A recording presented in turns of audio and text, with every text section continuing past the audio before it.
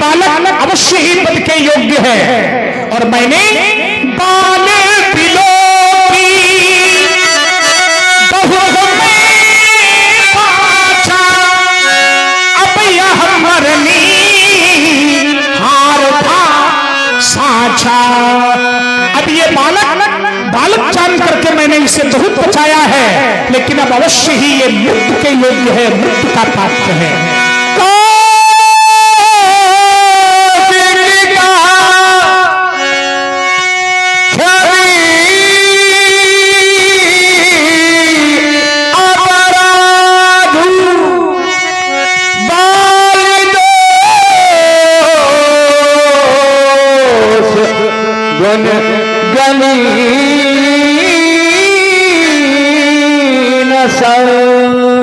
हाँ सज्जनों, भैया पवन मिश्रा आपकी ओर से 20 मुद्राएं परशुराम जी के लिए, 20 मुद्राएं भैया लक्ष्मण के लिए, भैया प्रभात जी अवस्थी आपके द्वारा भी 50-50 मुद्राएं दोनों महान कलाकारों के लिए भेंट हैं, और दीपक तिवारी देवनगर आपकी ओर से 1100 मुद्राएं, बरगदी लस्सी भंडार आपकी ओर से 201 रुपए का सहयोग साकेत रामलीला समिति को प्राप्त हुआ है।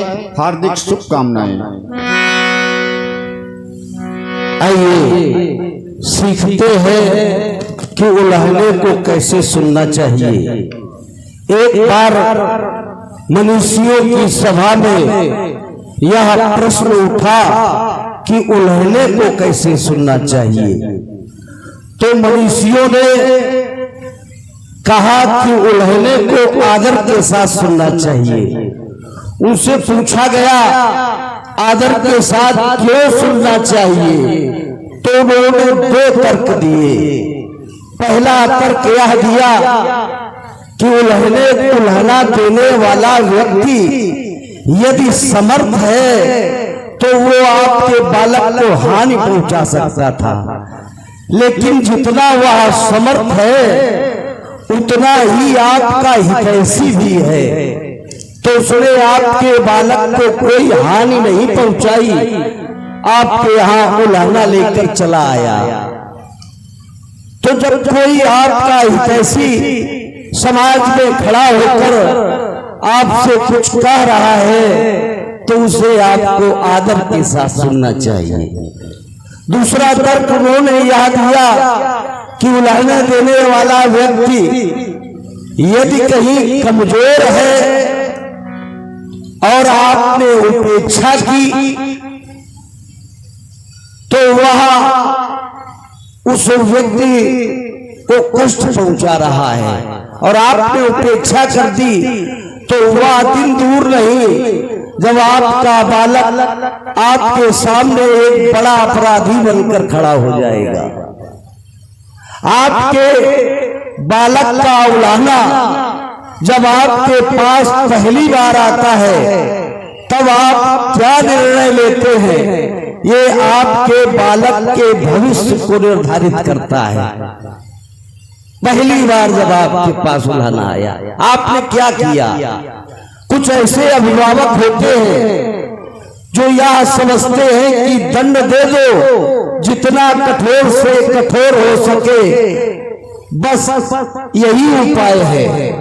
और ऐसे अभिभावकों के बालक जो होते हैं उनसे भूल में भी कोई अपराध हो जाए तो जब उन्हें अपने अभिभावक का स्वभाव याद आता है तो बड़ी घटनाएं हो जाती हैं। कभी आत्महत्या कर लेते हैं बालक, कभी घर छोड़कर चले जाते हैं। तो करना क्या चाहिए, तो कहा यथा अपराध दंडा नाम, जैसा अपराध हो वैसा दंड देना चाहिए। परशुराम जी आपने लक्ष्मण की कवि को हम तक पहुंचाया और मैंने उससे जाना। सबसे पहले तो मैं इस बात से झुक गया कि हमारी उपस्थिति में लक्ष्मण ने आपसे ऐसा व्यवहार किया जो आपको अच्छा नहीं लगा। लक्ष्मण के द्वारा जो किया गया मैं उसे स्वीकार करता हूं। फिर दृष्टि आप पर गई और मैंने आपके अंदर छुपी हुई क्षमा के दर्शन कर लिए।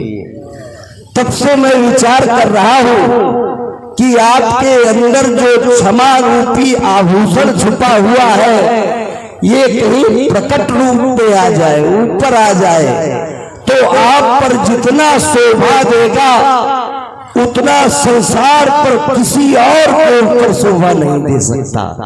क्यों?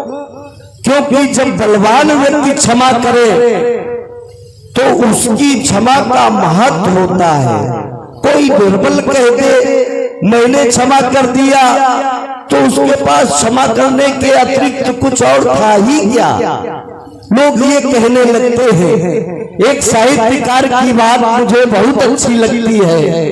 वो कहते हैं कि क्षमा शोभती उस भुजंग को जिसके पास गरल हो, उस सर्प को क्षमा शोभा देती है जिस सर्प के पास विष हो। क्षमा शोभती उस भुजंग को जिसके पास गरल हो, उसको क्या जो दंतहीन विष रहित विनीत सरल हो, जिसका स्वभाव सरल हो, जिसके दांत न हो, जिसके पास विष न हो, वो सर्प कहते मैंने क्षमा कर दिया तो वह शोभा नहीं देगी। तो आपने अपनी वार्ता में लक्ष्मण से ये भी कहा था कि क्रोध हमारा आभूषण है। मैंने पहली बार सुना, आप लोगों ने भी पहली बार सुना होगा। हम लोग तो ये सुनते आए हैं कि क्रोध दोष है, लेकिन आप कह रहे हैं क्रोध हमारा आभूषण है, तो इसमें क्या सत्यता है? तो मैंने पाया कि क्रोध दोष तो था, लेकिन जब आपने उसको धारण किया तो आभूषण बन गया। जब क्रोध की बुराई को दूर कर सकते हो तो इस बालक की बुराई को नहीं दूर कर सकते। आपको इस बालक की बुराई को दूर करना पड़ेगा, अनदेखा करना पड़ेगा। क्षमीय अपराधु बाल दोष गुण गनीय न साधु। मैंने आपकी बात को बड़े आदर से सुना और आपसे यह अपेक्षा कर रहा हूं कि आप भी हमारे निवेदन को स्वीकार करेंगे। क्षमी अपराधु बाल दोष गुण गनीय न साधु।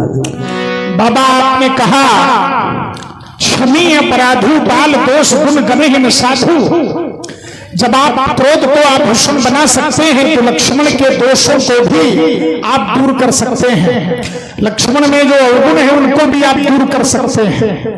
लक्ष्मण के दोषों को दूर करने का अधिकार अभिभावक को है, संरक्षक को है। हाँ, हम लक्ष्मण के संरक्षक नहीं हैं, हम लक्ष्मण के अभिभावक नहीं हैं। संरक्षक के रूप में आप, पिता के रूप में आप, श्रेष्ठ आचार्य के रूप में आप, किसी भी व्यक्ति में कोई दोष हो तो उसके दोष का वर्णन, उसके दोष का प्रभाव, उसके दोष का बखान पहले उस बालक के संरक्षक से करना चाहिए। इसलिए मैं आपके पास आया और आपसे कहा कि कौशिक सुनो मंदु यह बालक कुटिल काल वश निज कुल घालक। आप कहते हैं क्षमा कर दीजिए, आप इसे क्षमा कर सकते हैं, लेकिन ये क्षमा का पात्र नहीं है। कर सकते हैं और मैं स्वीकार करता हूं, कर सकते हैं, क्षमा का पात्र नहीं है ये, लेकिन क्षमा का पात्र न होने के बाद भी हम इसे क्षमा करेंगे। इसके मूल में ये नहीं बल्कि आपका शील है, आपका स्वभाव है, आपका गुण है, आपका चरित्र है, आपका प्रेम है। मैं क्षमा करता हूं इसलिए नहीं क्योंकि आप लक्ष्मण के पक्ष में अपनी बात रखकर ये कह रहे हैं कि बालक के दोष को मुनिजन साधुजन ग्रहण नहीं करते। मुझे बालक के दोष से तो सदैव क्रोध रहेगा, विरोध रहेगा, इसके कर्तव्यों के प्रति मेरा विरोध होगा। लेकिन हाँ, क्षमा के कारण में आप हैं, क्षमा के मूल में आप हैं। और कैसे आप हैं क्या स्वामी से प्रस्तुत होगा।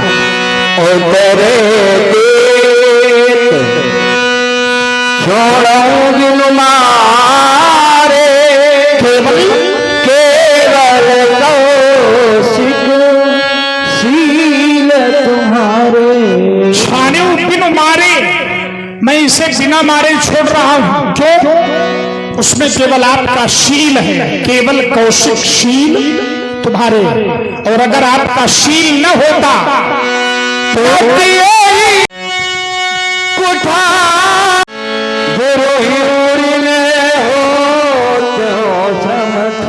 नहीं तो आज अपने परस की कठोर धारा से इसका वध करके मैं थोड़े से ही श्रम में गुरु के ऋण से पूर्ण हो जाता।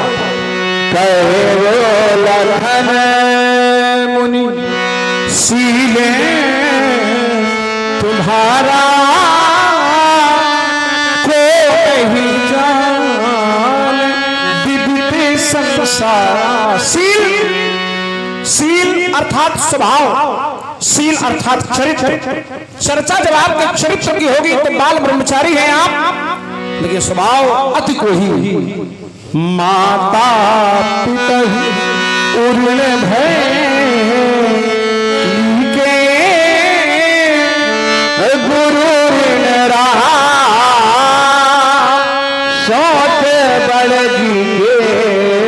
माता कर्ण जन्मांतर में, कल्पांतर में, युगांतर में केवल क्षमा होता है।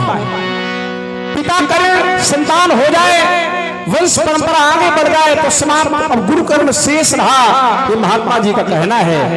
और सोचन हमारे ही माथे का अग्नि चल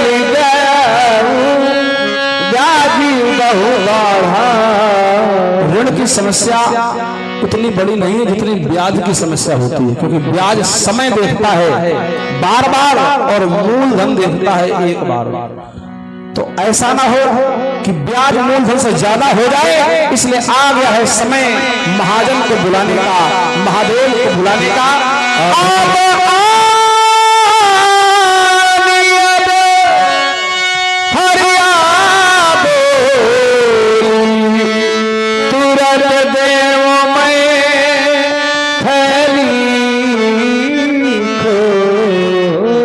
लक्ष्मण ने कहा माता पिता ही ऋण भेदी के गुरु ऋण रहा सोच बड़ जी के। पूज पिता के द्वारा हमें आदेश मिला कि जाओ माता और भाइयों का वध कर दो। मैंने पिता के आदेश पर कोई विचार नहीं किया। शास्त्र कहता है अनुचित उचित विचार तजिजे पालहि पितु भयन ते भाजन सुख सुयस के बसहि अमरपति ऐन। पिता के आदेश का अक्षरशः अनुपालन हुआ, माता को और भाइयों को समाप्त किया। पिता प्रसन्न हो गए, कहा राम वरदान मांग लो। मैंने वरदान में अपने पिता से मांगा यदि आप मुझ पर प्रसन्न हैं तो आप मुझे यह वरदान दें कि मेरे द्वारा जो मेरी मैया का वध हुआ, मेरे भाइयों का वध हुआ, ये पुनर्जीवित हो जाएं और इनको ये स्मरण न रहे कि परशुराम ने हमारा वध किया। माता कर्ण से वरण हुआ, पिता कर्ण से भी वरण होने का सौभाग्य मुझे मिला। सहस्रा बाहु अर्जुन के पुत्रों ने जब हमारी अनुपस्थिति में पिता का वध कर दिया, तब मैंने अपने पिता को मृत संजीवनी विद्या के माध्यम से पुनर्जीवित करके सप्त ऋषियों में 7वें ऋषि के रूप में प्रतिष्ठित किया। पिता कर्ण से वरण हुआ, गुरु ऋण शेष है।